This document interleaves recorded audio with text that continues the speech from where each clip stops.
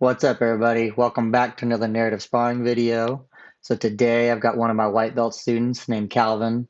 We're rolling around in the gym, having a little fun.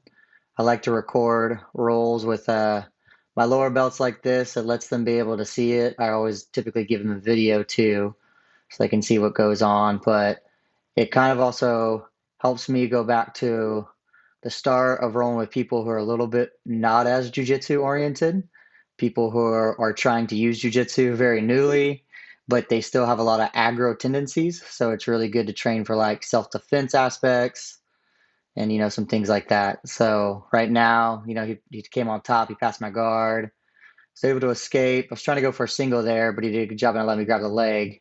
He kind of went for a collar choke, but I rolled him over and he held onto the choke too soon. So now I move into the mount position. All right, he's trying to trap my arm, but I slide up. I'm creeping up top for an arm lock right here. And now I have it pretty snagged. I throw my leg over the top, and right now I'm letting him kind of experience what it's like being in this bad position, letting him try to figure out the best way to get out. He does a good job at turning to his knees and stepping over. Obviously, I could have taken the arm, but I want to take the friendly approach. So right there, I'm going to finish with the next choke. So as I rolled over, because he's trying to base right here, one of the best times to shoot your hands and grab your grips is when people are basing. So I shot one hand in, immediately went over for a palm up, palm down version, and get the choke there. It was pretty tight on him. So now we're moving back into some butterfly guard. Start up. I grab a sleeve. He's trying to control my pant. Anytime he controls the pant, though, I have control of his arm. So sometimes grabbing the pant's not always the best. So boom, I shoot a triangle. So right here, I keep my foot in the bicep. I have double sleeve. I have both my hands on the sleeve. My foot's following his bicep. And then he brings his arm back. And as soon as he brings it back, I shoot the leg right over now. And I trap it. So now we're in the triangle lockup.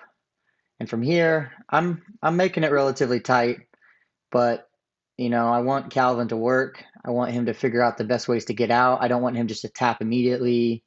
We're doing a little catch and release. I let it go. We're going to move on. He does a good job at setting up a guard pass here. He should have been doing that from the triangle though. So that was a good control right here with the collar. He's moving in. He's trying to pass. I get a pretty good little butterfly guard sweep there.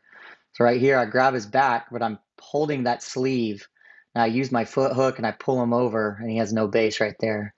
So I got his hips up higher than his head, and I used the back grip, and I pinned his hand so he couldn't post. So now I move into twisting arm control, go to the back take here. I'm going to control it. He's trying to fight for that arm. He knows I want to choke. So now I move into an arm lock position, and we get it straight. So as I threw my leg over, it broke his grip. Couldn't really see it right here. But then as I lay down, he ends up tapping. He knew he had the arm lock being tight there. So he's doing a very good job. My goal is just to kind of put him in dangerous places. It's better that I put him in these places. That way we both stay safe. I'm not going to hurt his arm. I'm not going to sweep him too hard. Also, a big thing is I need to let them work positions. So right here, I just let him come to the back, and he's doing a good job. He feeds a hand and a collar right there. He's going to go for a collar choke, but he stepped over and he kept his leg too far out, so I just trapped the ankle. A lot of times, very simple defenses like that go a long way, and it's good for him to see why I got out. So now I just pass, come on top here, top side control, keeping him pinned. He's trying to get an underhook. I'm trying to not let him have that underhook. I'm keeping him pretty splayed out here. I think I have his other hand trapped as well. Yeah, I have his arm trapped between my legs, so it's hard for him to feed a leg in between. I step over. It's one of my favorite side control attacking positions. It's where I have a head and an arm underneath my legs while I'm laying on top. I typically like to either go for a Kimura or oh, right here, I think I try to go for a triangle. Yeah, I'm trying it. I'm not really having great luck, but I'm trying to get his arm, try to control his arm. He's just kind of flailing his legs. It's not really a great defense just throwing your legs over right here because he's still not worried. He's not getting out of the position. He's just throwing his legs. Now I roll up for the Kimura. So I use that position a lot of times just to get my Kimura grip. So as I lay down here, I have his arm pretty snug. I control his pant and I immediately move to that Kimura grip. I put the hand behind his back. And then if I want a little extra pressure, I put my elbow by his hip.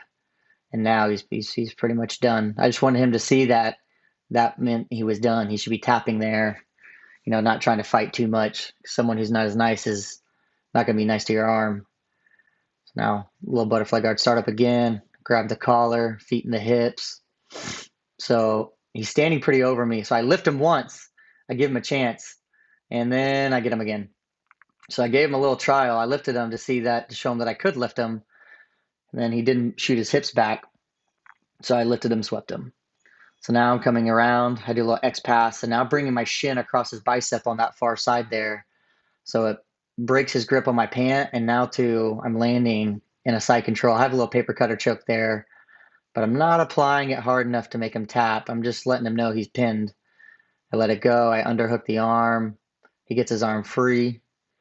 Now I'm going to achieve the mount. See how I'm walking up? I'm keeping his arm up there so we can't immediately escape. Going for a little collar choke here. I'm going to take either the collar choke or the arm lock, and I think we're getting close to the end here. And that's it, everybody. Thank you guys.